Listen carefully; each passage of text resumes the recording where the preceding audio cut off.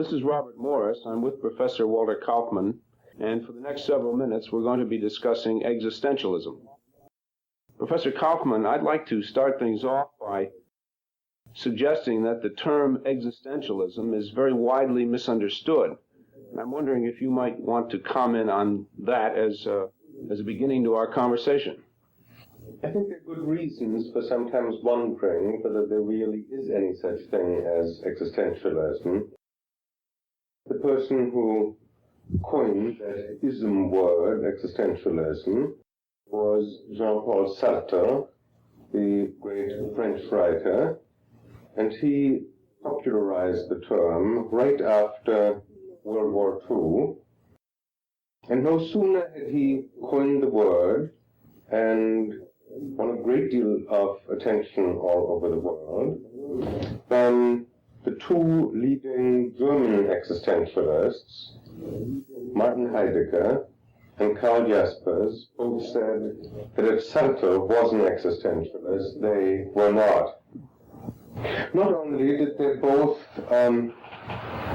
dislike Sartre somewhat, but by that time they'd also come to dislike each other quite a lot.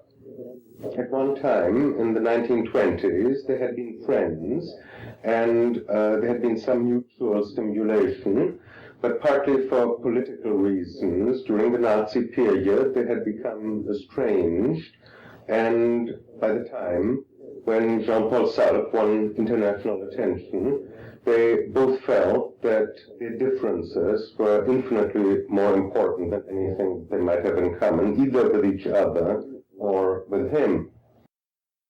The fourth writer, besides Sartre and Heidegger and Jaspers, who is very widely considered an existentialist and one of the seminal figures of the existentialist movement, is the Danish writer Søren Kierkegaard, who was born in 1813 and died in 1855.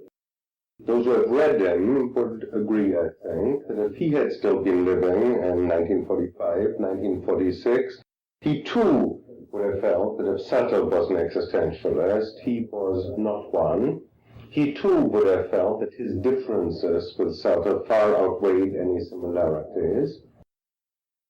It has often been remarked that he made fun of German philosophy in his time. Again, I think that if he had been living in the 1940s, he probably would have found Heidegger especially even funnier than the German philosophers of whom he made fun in his day. So that in the light of all this, one might come to the conclusion that existentialism is a term that could be applied only to Sartre's philosophy and not to anybody else's. But things are still worse than I've indicated so far. Sartre in 1945-46 rather liked to think of himself as an existentialist, but subsequently he became more and more interested in Marxism, and by 1961, in his Search for a Method, which has been published in English translation too, he described Marxism as the philosophy of our time and disparaged existentialism as merely a parasitical phenomenon on the margins of knowledge, and by knowledge he meant Marxism. So even Sartre now no longer particularly likes that term for his own philosophy. And under these circumstances, one might wonder whether the term is useful at all.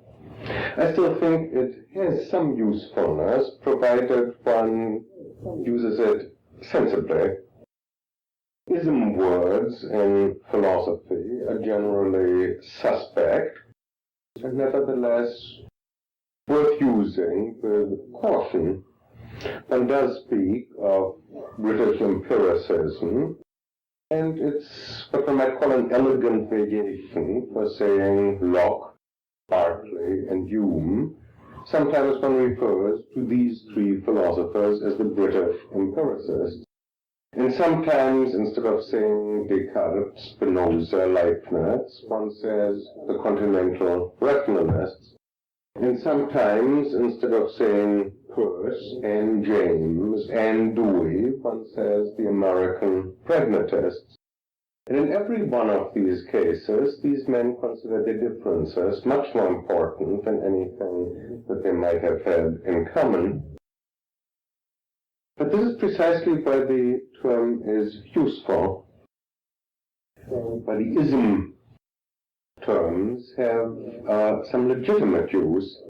If a man defines his contribution to philosophy very largely in terms of his differences with a predecessor, then in order to understand him, one also has to study his predecessor. And so to understand what makes Spinoza important, one has to know something about Descartes. In order to understand what makes Leibniz important, one has to know something about both Descartes and Spinoza.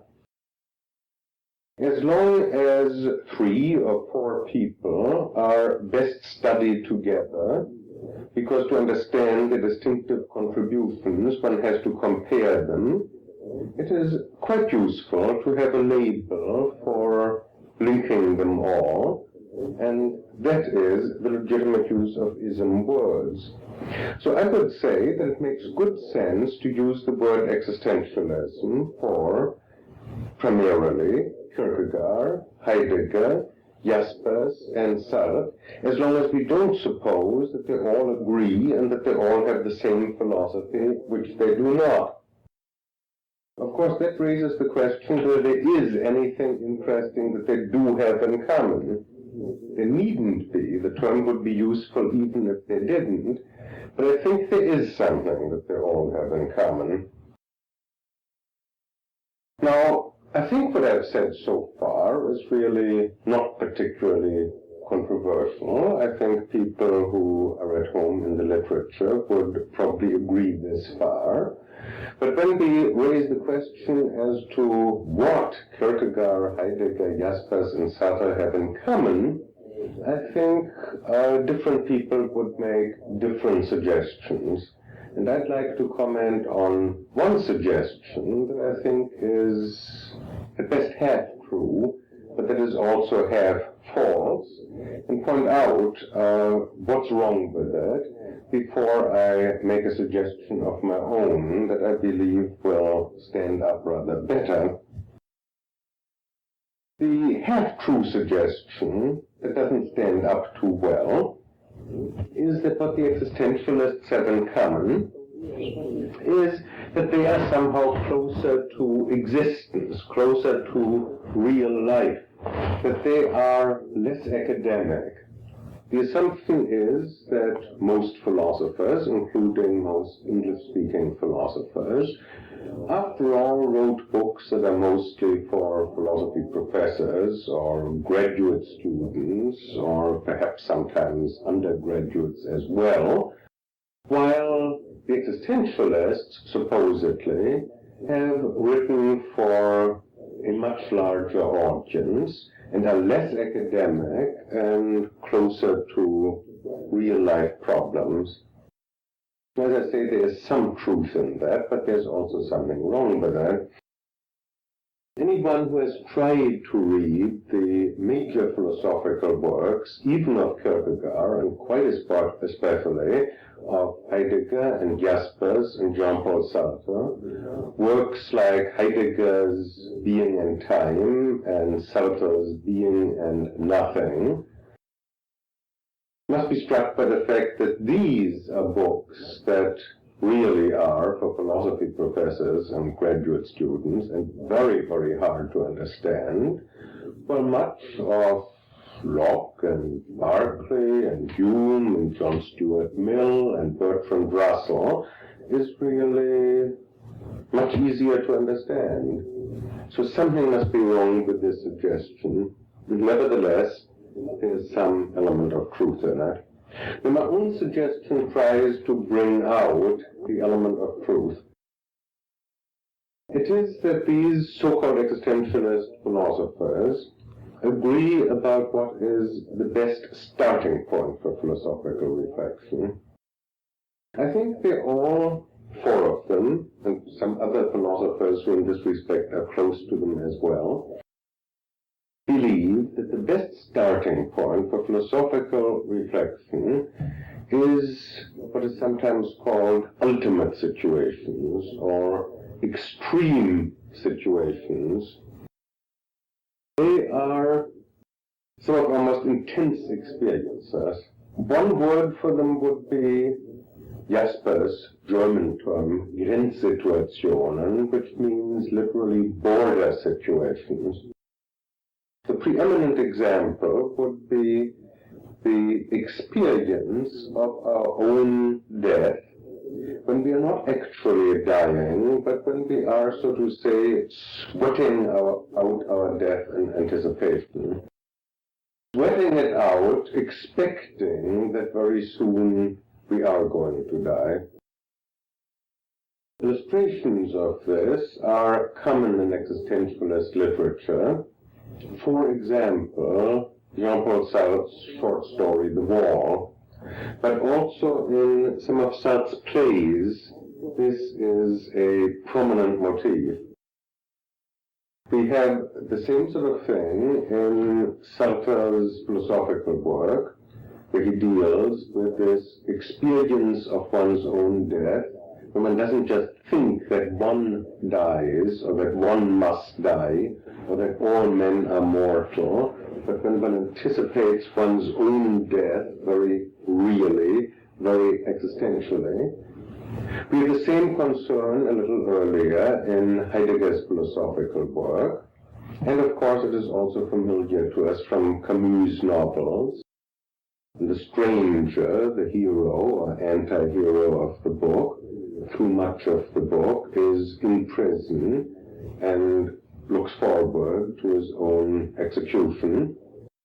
In Camus' second novel, The Plague, a whole city is struck by the plague, and the people in that city live with the very immediate anticipation of their own death. So this is one kind of extreme situation. Others would be what Kierkegaard called, in the title of one book, Fear and Trembling, in the title of another book, Dread. This dread, this anxiety, is a very central motif in existentialist literature, including the philosophical works of the existentialists. And a third motif would be what Kierkegaard calls in the title of another book, The Sickness Unto Death, which is despair. And to give just one more example, the guilt feelings. Now these are, according to the existentialists, the best starting point for philosophical reflection. In case some of you should wonder, well, what else? Isn't that the obvious way for a philosopher to start? The answer is that the continental rationalists and the British empiricists and the American pragmatists did not start philosophical reflection from experiences like these at all. So here we do have something distinctive, and this starting point is indeed closer to real life and is less academic and less limited in appeal than what many other philosophers do. But in their philosophical discussions of these experiences, of problems raised by these experiences, some of these men, notably Sartre himself and Heidegger, become extremely obscure, extremely technical, and as I've said before, sometimes right in a way that is the despair even of professors and graduate students. If my suggestion is accepted, it has some rather interesting implications. The question is often asked whether existentialism can be traced back to people long, long before Kierkegaard, long before the 19th century. The question is often asked whether, in some sense, perhaps Pascal already was an existentialist, whether perhaps St. Augustine was an existentialist, and whether still much earlier, possibly the author of the book of Job in the Bible did some existentialist writing. And once you invite this sort of question, the sky is the limit, and one may ask about vast numbers of writers where the term should not be applied to them also. And my answer to this would be that the kind of experience that I have described, extreme experiences, ultimate situations, border situations, have been a staple of literature and religion for thousands of years. Indeed, there is one form of literature, tragedy, that perhaps by definition always deals with such situations. And I don't think that it is particularly profitable to call the Greek tragic poets or Shakespeare existentialists. I myself have written a book from Shakespeare to existentialism, in which I deal with Shakespeare, and then later on in the book also with some of the existentialists, but there's no implication that it would be particularly useful to call Shakespeare himself an existentialist, and indeed I think it would not. What is distinctive about the existentialists is that material, experiences, motifs that had been central in religion and in literature for thousands of years, here suddenly become a starting point for philosophy. And therefore, if it hadn't been for Heidegger and Jaspers and Sartre, I don't think that any of us would think of Kierkegaard as an existentialist. Perhaps we would not even think of him as a philosopher, but rather we would think of him as he thought of himself as a Christian, a religious writer. And he dealt with motifs that had been a staple of much Christian literature before his time. What is distinctive is that in the 20th century, a number of professional philosophers have decided that the sort of thing that Kierkegaard did was a very reasonable thing for philosophers to do also, and for that it was in the 20th century that existentialism was born. Hence the question about various playwrights, contemporary playwrights, or novelists, whether they are existentialist writers is, to my mind, a misguided question, because the term should not be applied, I think, to mainly literary or religious figures. It is a term that should be applied mainly to philosophers in the way that I have suggested. Professor Kaufmann, you suggested that, in effect, there is no such thing as a school of existentialism, and that existentialism is itself a repudiation of collective doctrines. So I'd like to ask you then, if in fact the heart of existentialism, as you've written yourself, is anti-school, anti-dogmatic, anti-doctrinal, how then are we to differentiate the various philosophers whom you've named? The number of ways in which one could answer this question. There are a number of things that come together here. First of all, one might say that none of the major philosophers has belonged to a school, that anybody who belongs to a school, that anybody who is mainly a follower is eo ipso not a major philosopher, not a major figure in his own right. And the really important philosophers are none of them members of schools. That would be true of all the ones that I have mentioned so far. That would be one consideration. Secondly, it so happens that the particular four people that I've mentioned as existentialists, Kierkegaard, Heidegger, Jaspers, and Sartre, are all four very individualistic figures. This is very striking in the case of Kierkegaard, who once wrote that the epitaph that he would prefer for himself would be "that individual," and one of the very appealing and intriguing things about Jean-Paul Sartre is that he is also so very much, despite some of his doctrinal opinions, an arch-individualist. So this would be the second consideration. Temperamentally, the so-called existentialists are averse to schools. And then thirdly and lastly, I might say that what these four men have in common, in connection with the extreme, ultimate situations that I have described, is a preoccupation with man in his loneliness, with man in utter solitude. And not only are they interested in reflecting on man in such solitude, but they themselves feel that to be authentic, I'm using a word that has been much used by the existentialists themselves, to be authentic, man must achieve solitude, he must somehow stand by himself. And since they are all four men who are trying to be authentic, since they're all four men who are trying not to really drown in the anonymous they, in the public one, doing what one does, doing what one is supposed to do, they are, for that reason, too, averse to being members of a school and very individual figures.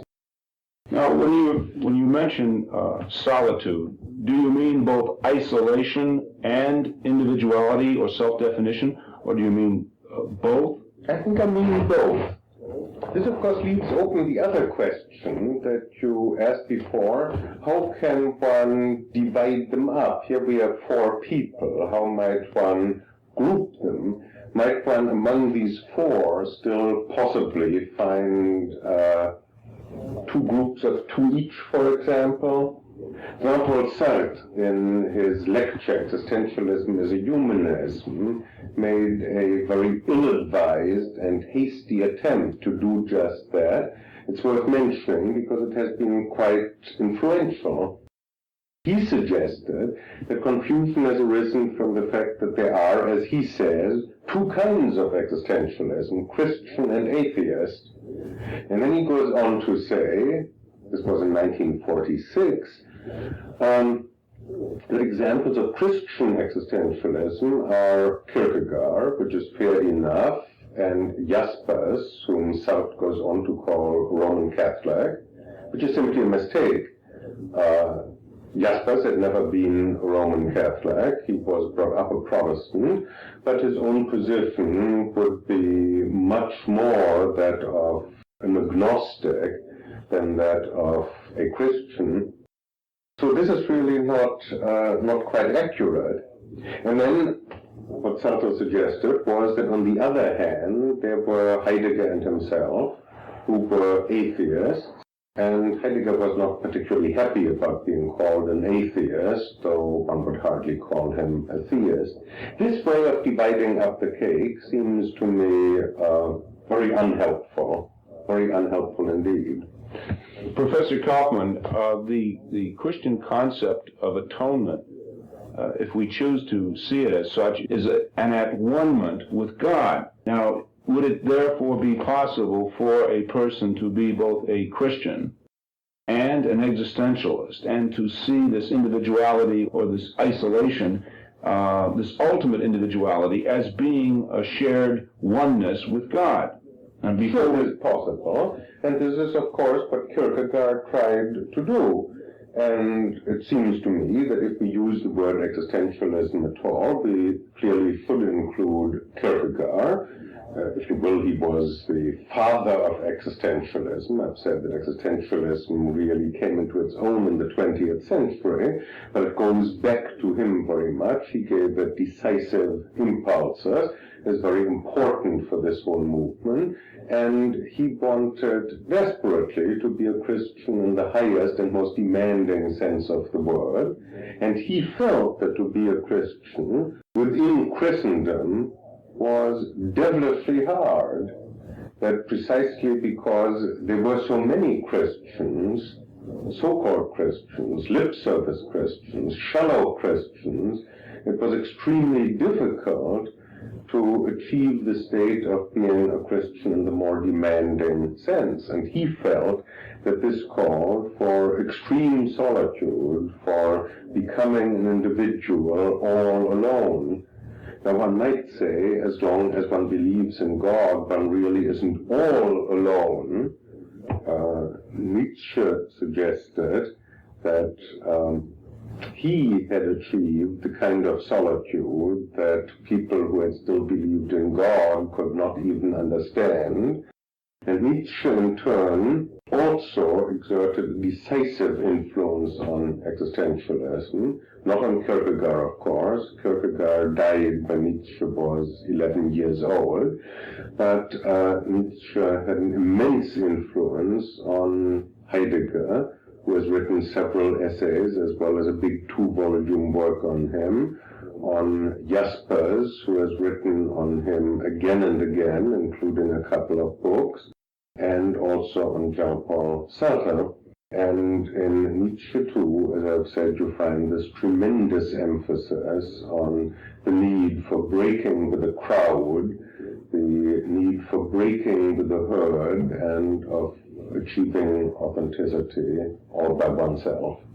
Your comments about Christian existentialism, as you very carefully explained what you meant by that term, immediately makes me think of Dostoyevsky, who not only in Notes from the Underground, but I'm particularly thinking of the brothers Karamazov and in Crime and Punishment, two of his novels in which he suggests very much the same thing, the tremendous importance of a purification of self, of a definition of self, and that out of this comes a concept of Christianity which is very forceful, but it requires along the way a tremendous amount of suffering, a tremendous amount of self-examination, a peeling away of worldly facades and poses and self-deceptions. So could we, for a few moments, or could you for a few moments, comment on the concept of Christianity, which we find in someone like Dostoyevsky, who seems to be approaching this question of self-deception, this question of self-purification, in very much the same way that Kierkegaard did. One thing that's important to keep in mind before we talk about Dostoyevsky, and I'm happy to talk about him, is that for various reasons, some of which I've mentioned earlier, it would, to my mind, be a mistake and unfruitful to call Dostoyevsky an existentialist.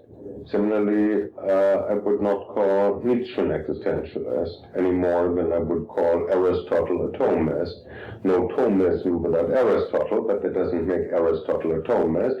No existentialism without Nietzsche, but that doesn't make Nietzsche an existentialist. But I will come back to Dostoyevsky. Dostoyevsky had a great influence on 20th century existentialism, and so, incidentally, also did Tolstoy. And before we talk about Dostoyevsky now, it is well to keep in mind that one of the distinctive things about 20th century existentialism is that it is a movement against positivism. Positivism consists largely in philosophers, and for that matter people in some of the other humanities, modeling themselves on the sciences, making science the norm. That is the essence of positivism. And existentialism is very much against that. And it is prophetic in a way when Kierkegaard calls one of his major works, concluding unscientific postscript.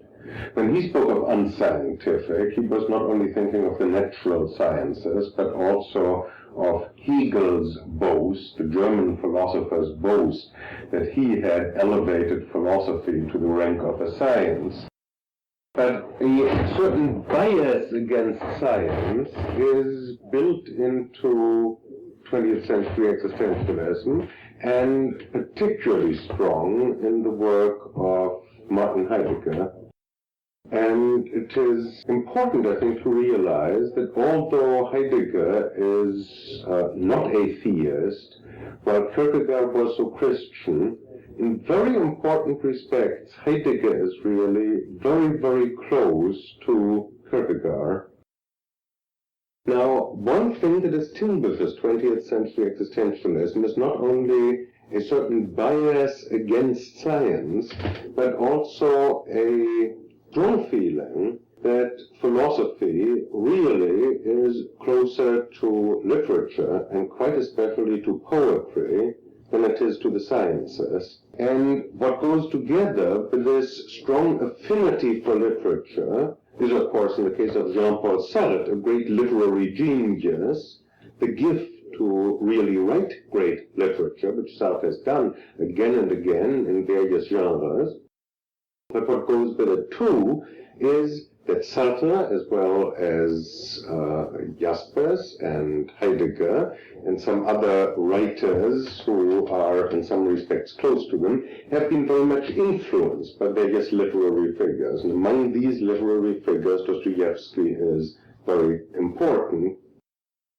Now, there are a number of motifs in Dostoyevsky that have had considerable influence, and I don't think that as far as the existentialist writers are concerned, it was anything that has very much to do with his Christianity.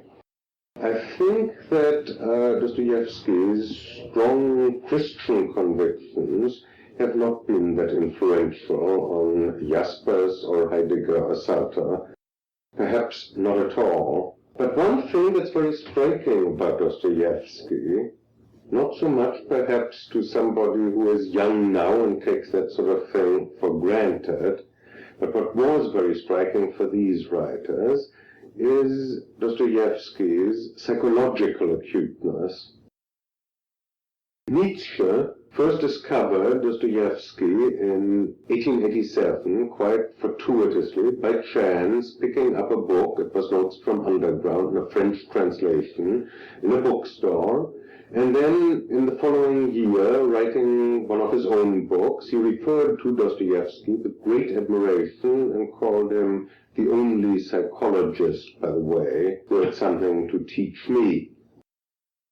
And this, I think, is what helps to account for Dostoyevsky's great influence on 20th century existentialism, his psychological insights. And that, incidentally, goes for Tolstoy, too.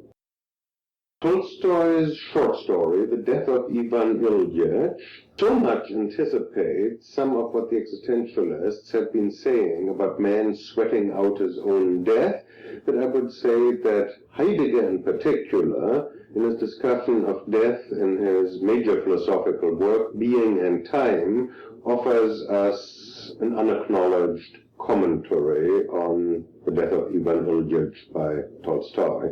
He does once in passing mention this work, but he does not make explicit how great his indebtedness is to it.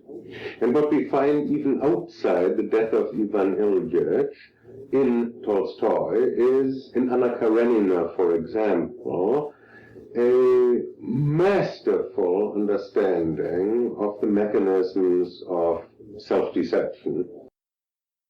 I have tried to bring this out in the long introduction to an anthology I've done, Religion from Tolstoy to Camus, published in paperback by Harper Torch Books.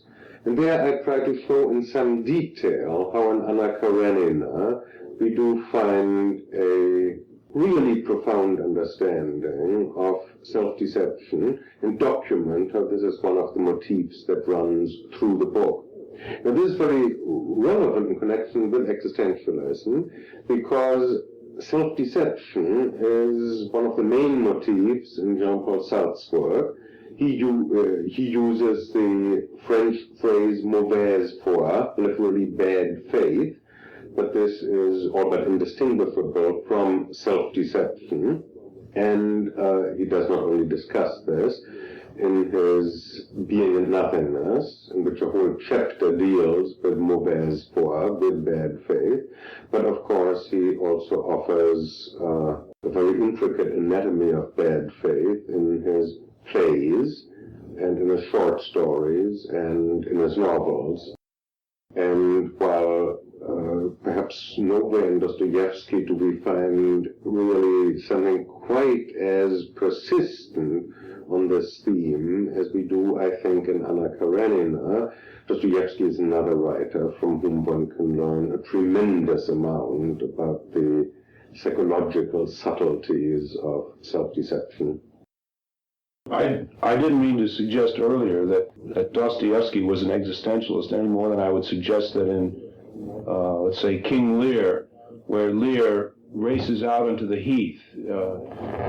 He's going mad, and he pulls away his clothes. He tries to strip away his mortality. I don't mean to suggest in citing that situation that either Shakespeare or King Lear is an existentialist. But what intrigues me, and I think what intrigues my students, is the process of self-examination. And earlier in our conversation, you were talking about the four philosophers and their starting point. And it seems to me that so many things that you have said to this point suggest that the process of self-inquiry, whether the ultimate recognition is a recognition of God or the recognition of no God, either way, whatever the conclusion might be, nevertheless, man himself undergoes this process of self-examination. He undergoes this stripping away of certain vestiges of his humanity to get to his essential humanity. That deception is part of humanity, self-deception and deception of others. So could I come back to this point just a little bit further and ask you to comment on the process by which man, whether it is man in Dostoevsky's view or man in Heidegger's view or whoever, by which man seeks to explore himself, certainly not a new idea, and what conclusions he reaches about other men, having once examined himself. Persistent self-examination clearly is not a sufficient condition for calling anybody an existentialist. I have no doubt that some people would like only too well calling Oedipus Tyrannus in Sophocles' great play, also called King Oedipus, an existentialist figure, but I would not. Here we have the stripping away of layers of misapprehension and an attempt to finally recognize what one is oneself, but I would say that does not make him an existentialist. A very clear example that this is not enough to make somebody an existentialist would be Sigmund Freud. Actually, Freud is the man who has done more than any other single human being to usher in an era in which all of us are aware of the ubiquity of self-deception, in which all of us realize how difficult it is to be honest with oneself. And Freud has given us more guidance than anybody else toward really understanding ourselves. But we don't therefore call Freud an existentialist. As I've suggested before, what is distinctive in existentialism is that all this is considered the best starting point for philosophy. And so what makes Jaspers and Heidegger and Sartre existentialists is that this is for them the starting point, but from there they go on to develop philosophies. And these philosophies are somewhat different in all three cases. Still, I think one distinction that I have already mentioned, that all of them probably also have in common, is that between inauthenticity and authenticity, they all in one way or another distinguish between the inauthenticity, the ungenuineness, the self-deception of the existence that characterizes the lives of people who conform, of people who are members of a crowd, and all of them in one way or another appeal to the reader, appeal to us to become nonconformists, to understand ourselves better, and to achieve a different form of existence. To this extent, I think it would be fair to say that all the existentialists are, in some sense, moralists. I'm sure that Martin Heidegger would be very unhappy with that suggestion. He certainly doesn't consider himself a moralist, and it is very striking that not one of the three existentialists of the 20th century has managed to write any book on ethics. None of them has managed to give us a morality. Nevertheless, one of the implications of their work is very definitely, one of the preoccupations of their work is very definitely to draw this distinction between a mode of existence that they disapprove of and that they want us somehow to become dissatisfied with, and another kind of existence that they consider possible and that they want to make us aware of and that they consider superior.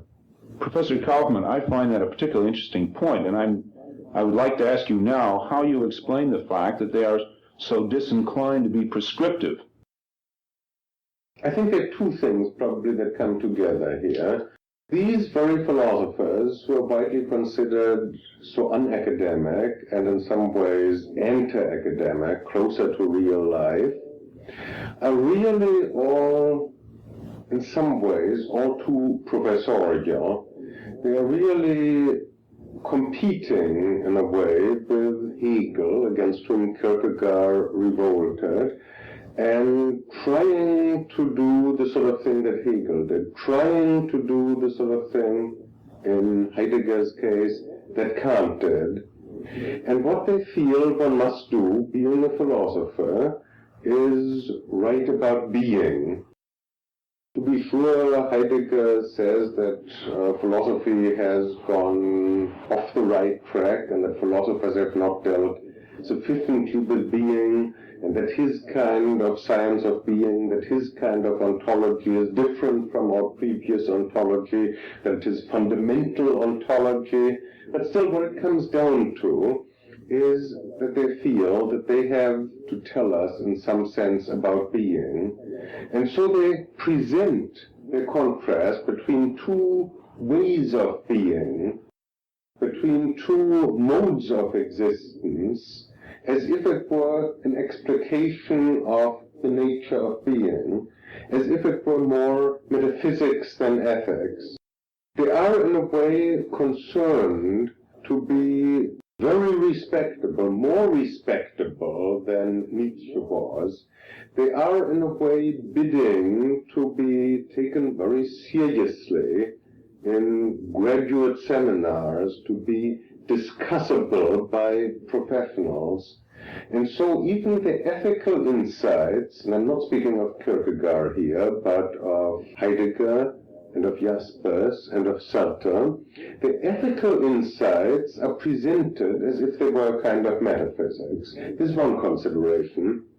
Now the other one is somewhat different. Sartre did actually want to give us a book on ethics, but he didn't get very far. And the reason he didn't get very far is, in a nutshell, that he didn't properly understand the nature of responsibility. And I don't think that any of the other existentialists, not Kierkegaard, not Jaspers, not Heidegger, have understood the nature of responsibility. In the first place, having stressed so much that we should break with the crowd, that we should not conform, that we should be authentic, they are driven toward what I would call an extreme subjectivism. What they have spurned is the crowd. What they have spurned is the anonymous one, the anonymous they. What they have exhorted us to be is individuals. What they've exhorted us to be is resolute, to choose with a will, to be authentic.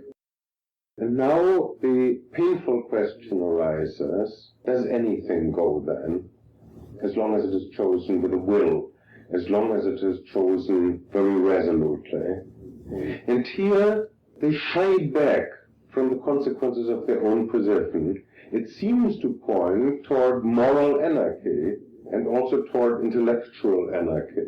It seems to point in the direction of saying, to thine own self be true, and what you do then really doesn't make any difference, because as long as you are true to yourself, as long as you are authentic, as long as you are truly different from other people and realize yourself, anything you do will be fine. But they cannot really quite accept that conclusion, and they feel in their bones, or Sartre in his famous lecture on existentialism as a humanism quite explicitly, that this would be irresponsible. And now they are wondering, how can they introduce into this kind of extremely subjectivist ethic some notion of responsibility? And here they do not succeed. And because they do not succeed, because they are unable to tell us what would constitute a responsible choice, how to draw the line between a choice that would be responsible, that they could truly respect, and an irresponsible one, they have been unable to give us an ethic. And so they do not get beyond exhortations to be resolute, to be authentic. There is no content. And I'm saying it is not because the content troubles them, but because they have no criteria for distinguishing between an irresponsible decision and a responsible one. Now what happens at this point, in the case of all of these existentialists, least so in the case of Jaspers, but in the case of all the others, is that sooner or later they cast about for some kind of authority to save them from moral anarchy. And in Kierkegaard, the authority, of course, was there, ready-made all along. It is Christianity. It is the scriptures. It is the Christian tradition. But the way he turns back to Christianity is rather original, is rather unusual. He does not take his ethic from the Lutheran State Church of Denmark. On the contrary, that church he attacks. As I've said, he finds it very, very difficult to be a Christian in the demanding sense of the word, in a society in which everybody is a Christian. So the state church becomes the enemy. But nevertheless, the Christian tradition holds authority. So what Kierkegaard ends up by doing is reading his own ideas, his own interpretation into Christian texts, into the Christian tradition, and then he gets it back endowed with authority. He claims to interpret, but he interprets somewhat arbitrarily, and now what he gets back is no longer just his ideas, which are very personal, which might enable you to say, yes, these are your ideas and here are mine. No, his ideas being presented by him as exegeses of the Christian tradition come back with all the authority of the Christian tradition. We get the same sort of thing in Martin Heidegger. In Heidegger it is all much more literary because he is estranged from religion. He reads his ideas first into the German poet Hölderlin. He wrote a number of exegeses of Hölderlin, eventually collected in a book. And then, in his most mature phase, he wrote lots and lots of exegeses of the pre-Socratic philosophers where, and he himself admits that an interpreter must use Gewalt, must use violence, must use force. He reads his own ideas into the pre-Socratics. He builds up the pre-Socratic philosophers, the earliest philosophers of the West, in such a way that we feel considerable reverence for them. And then, when he reads his ideas into them, he gets them back endowed with authority. And the same sort of thing I think we find in Jean-Paul Sartre. I've mentioned that he feels less enthusiastic about his own term existentialism now, that he considers Marxism the philosophy of our time. But the Marxism of Jean-Paul Sartre is very much like the Christianity of Kierkegaard. He too reads his own ideas into Marxism and then gets them back endowed with authority. Marxism, says he, is the philosophy of our time. Why should it be? Well, he is building it up, he is giving it authority, he is endowing it with authority, And then when he reads his own ideas into it and explicates Marxism, his own philosophy suddenly is no longer something that is purely subjective, but it is the philosophy of our time. And here we have, I think, let me just mention one more thing. Here, I think, we have a striking example of bad faith, of mauvaise foi, of self-deception on the part of the leading existentialists themselves. They are looking for authenticity, they're trying to overcome self-deception, but they themselves fall victim to self-deception, and what they do in the end is inauthentic. Well, this was the point I was going to ask about, because it seems to me that if you're talking about the authority of self, you could indeed lead to a moral anarchy. And a sincere and genuine concern for moral anarchy, a desire for an alternative to moral anarchy, then would logically lead to an extension of the authority of self to an institution of some form with which the individual identifies. And what you've just described is a redefinition of an institution by an individual to preserve the authority of oneself, but to support it with the authority of an institution. And it seems to me that the authority of the institution is contradictory to the authority of the self, that the true existentialist is by his very nature an individual, fulfilled, a self-defined individual, and that he will by his very uniqueness not be able to identify himself with an institution. I mean, isn't there a contradiction here? Well, as you see, I'm not speaking of the true existentialist. I'm not using the word existentialist in any particularly laudatory way. I'm simply using it, as I said in the beginning I would, as a label for particular thinkers. And it seems to me that what they are doing here is interesting and open to very severe criticism. What's interesting about it is that they don't really, in the end, find authority in an institution. That would be much less interesting. That would be much more commonplace. But Kierkegaard does not make his peace with the church. On the contrary, he wears himself out peddling pamphlets in which he attacks the church, collapses in the street, is carried in 1855 into a hospital. He wants the last sacraments. He is offered them by an ordained minister of the state church, and although he badly wants the sacraments, he dies without them rather than compromise with the institution. Similarly, Jean-Paul Sartre, characteristically and importantly, does not join the Communist Party, does not feel that he can really join any major institution, feels that he has to stand alone. Heidegger briefly in 1933, when Hitler came to power, joined the Nazi Party, but certainly what is characteristic for Heidegger is again the stands that he took alone after this brief, unfortunate, and to me very unpalatable flirtation with Nazism. He took his stands alone. It is never really a way of making any enduring peace with an institution, but what goes on is the subtle maneuver of what I call exegetical thinking. It is a subtle maneuver in which the thinker casts about for some prop to lean on, and, being a man of words, finds a text, and then reads his own ideas in a very subjective way into the text, but as I've said, gets them back endowed with authority.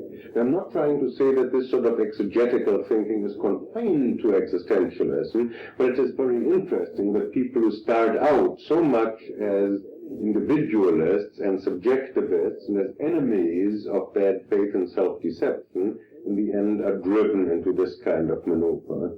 I have tried to analyze this much more fully than I have done in these few words now in my book Above Guilt and Fear, an Autonomous Morality. The word is phobia calls, I suppose, for some explanation, since I myself coined it. What I mean by it is the dread people have of making fateful decisions that will mold their own character and their future. And the existentialists, in a kind of a way, may be said to be aware of this dread, but alas, they also themselves suffer very much from this dread, and in the end, as I have tried to show, succumb to it. In the end, they do not manage to stand all alone and to examine carefully and critically their own position, as well as the alternatives that are open to them. But in the end, they shut their eyes. In their earlier phase, they are drawn to the extreme subjectivism of saying just choose anything as long as you choose it with a will. This doesn't involve considering the objections to one's own preferences. This doesn't involve taking a critical look at one's own convictions and preferences, nor does it entail any careful examination of alternatives. And then later on, when they descend into exegetical thinking and read their own ideas into the text and get them back endowed with authority, again, what they're doing is something that stops short of looking with open eyes at one's own position and at various alternatives. A quotation that I like very much is to be found in Nietzsche's notebooks. Nietzsche once jotted down the following thought: a very popular error to have the courage of one's convictions, but what matters is to have the courage for an attack on one's convictions. And it seems to me that this very rare courage, the existentialist thinkers, alas, lack. Professor Kaufmann, what do you foresee as being the legacy of the thinkers you have discussed and the works, the authors and works which you've discussed? I don't suppose that their legacy ultimately will be some one or two or three particular ideas, but since they're all writers, probably some books.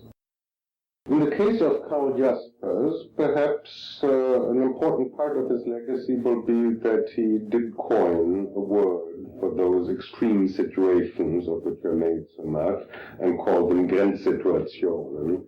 And by coining a word for them, border situations, he moved them clearly into focus.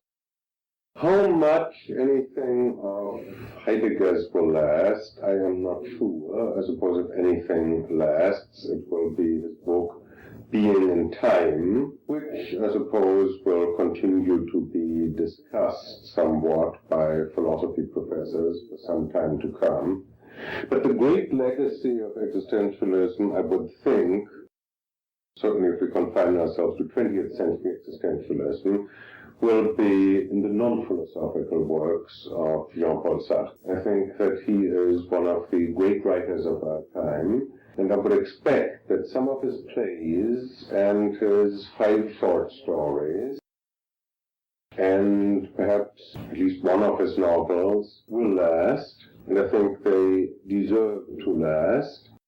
And I expect that Sartre will go down in history like some other French figures before him, Montaigne, for example, and Rousseau and Voltaire, as not straight philosophers, but as people who were somewhere on the borderline between philosophy and literature.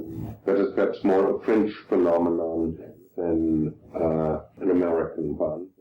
Finally, there is still one thing about Sartre that strikes me as very significant about him, and that is that more than any other single individual in our time, I suppose he has spoken to the conscience of intellectuals, not only in his own country, in France, but all over the world, appealing quite especially to writers, artists, students, and professors to speak out against injustices, and particularly against war crimes committed by their own governments. He did that all during the Algerian War, and I rather expect that he reached the conscience of very large numbers of people in the United States also, that the American reaction to the war in Vietnam owes a great deal to the influence of Jean-Paul Sartre. This has been an informal conversation with Professor Walter Kaufmann, and my name is Robert Morris.